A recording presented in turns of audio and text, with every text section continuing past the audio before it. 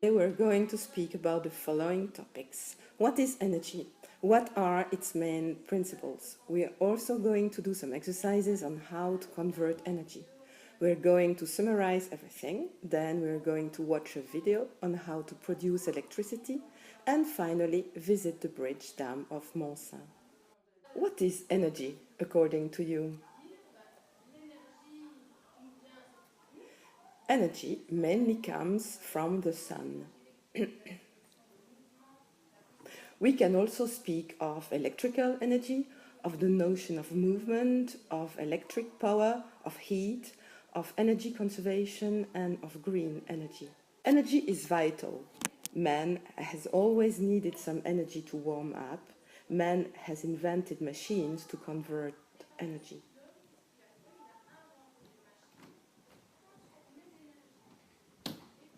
Here, man uses the dam to convert energy into electrical energy.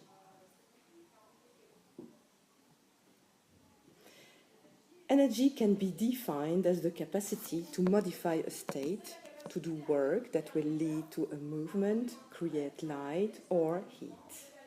De la chaleur. Alors elle peut se présenter sous différentes formes qu'on verra dans la dia suivante et elle se mesure en joules. Ça c'est dans le système international et on a vu qu'elle peut se... There are different kinds of energy: muscular, thermal, solar, nuclear, chemical, mechanical, kinetic or potential, hydropower or water power, and wind power. The two main principles of energy are its capacity of conversion and conservation in an isolated system.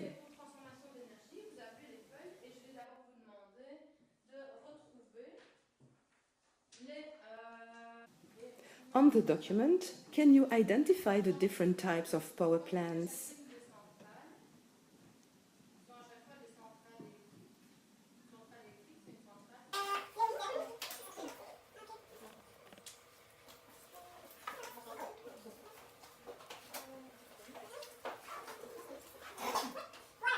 Can you tell me what primary source of energy is used in each power plant?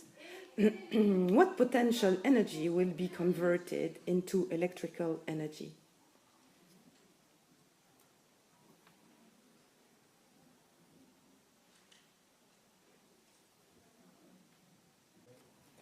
To sum up, you have here the different forms of energy and its conversion.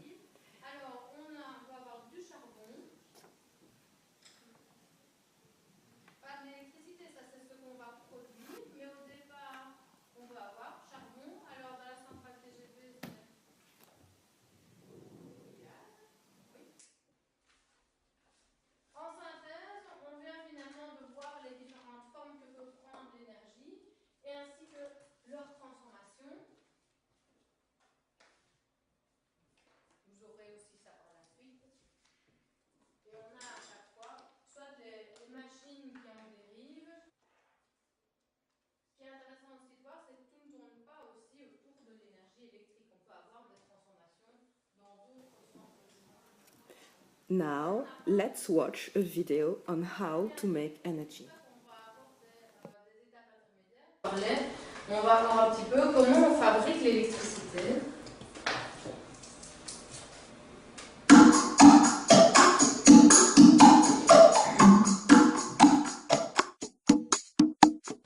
Comment fabrique-t-on de l'électricité? 99% de l'électricité produite dans le monde est issue du même principe qui consiste à faire tourner une turbine pour transformer une énergie mécanique en électricité. Le principe de base repose sur l'induction électromagnétique. Quand on déplace un aimant à proximité d'un circuit électrique, on crée un courant électrique dans ce circuit. L'alternateur exploite cette propriété. Il est constitué d'un aimant cylindrique s'emboîtant dans une bobine de fil de cuivre. Quand on fait tourner l'aimant sur son axe, on crée de l'électricité dans la bobine. On a donc transformé l'énergie mécanique nécessaire pour faire tourner l'aimant en énergie électrique. Pour faire tourner l'aimant, on utilise un système qui s'inspire des moulins à eau. On rend l'aimant solitaire d'une roue à aube que l'on fait tourner. La plupart du temps, ce n'est pas, comme dans les moulins traditionnels, l'eau ou le vent qui actionne la turbine, mais de la vapeur. Et oui, la très grande majorité de l'électricité est produite aujourd'hui avec la même technique qu'il y a 100 ans, les turbines à vapeur. Seules les méthodes pour produire la vapeur, c'est-à-dire pour chauffer l'eau, se sont un peu diversifiées. Les méthodes traditionnelles consistent à faire du feu pour chauffer l'eau. C'est la méthode utilisée dans la plupart des centrales électriques conventionnelles, avec comme combustible du charbon ou du pétrole ou du gaz. On peut aussi utiliser des sources d'énergie renouvelables, notamment la biomasse, c'est-à-dire essentiellement du bois, ou la géothermie. Une autre énergie renouvelable est l'énergie solaire. Cette fois, on ne brûle pas un combustible, mais on concentre les rayons du soleil avec une sorte de loupe, de façon à chauffer l'eau suffisamment pour la transformer en vapeur. Enfin, dans les centrales nucléaires, c'est la chaleur provoquée par la fission des noyaux atomiques qui permet de transformer l'eau en vapeur et d'actionner les turbines. Mais on peut employer d'autres méthodes que la vapeur pour faire tourner une turbine. Par exemple, dans les barrages hydroélectriques, c'est l'eau qui entraîne les turbines, tout comme dans une usine marémotrice. Dans une éolienne, c'est le vent.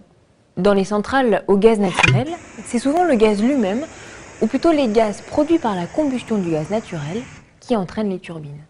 Pratiquement toute l'électricité produite sur Terre est obtenue par transformation d'énergie mécanique.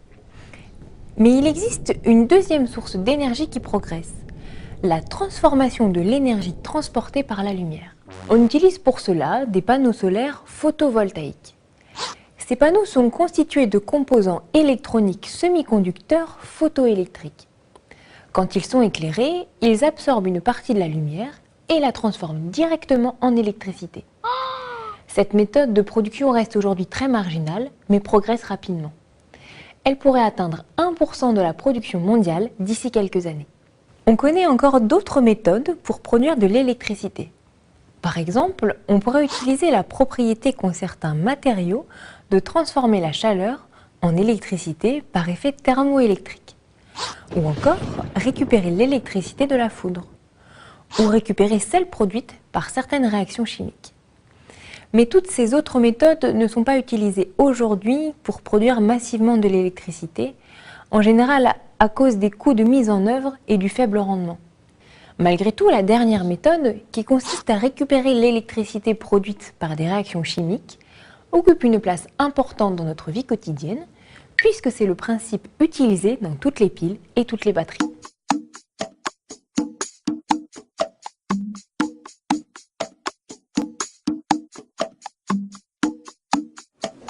Dans la vidéo, ils ont parlé de plusieurs...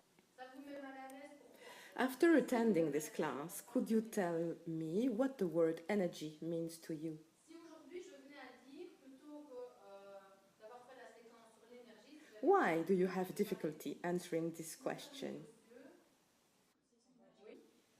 Energy is a concept. It's hard to represent it because even though we can feel its effects, it's impalpable. We can't isolate it or take it in our hands.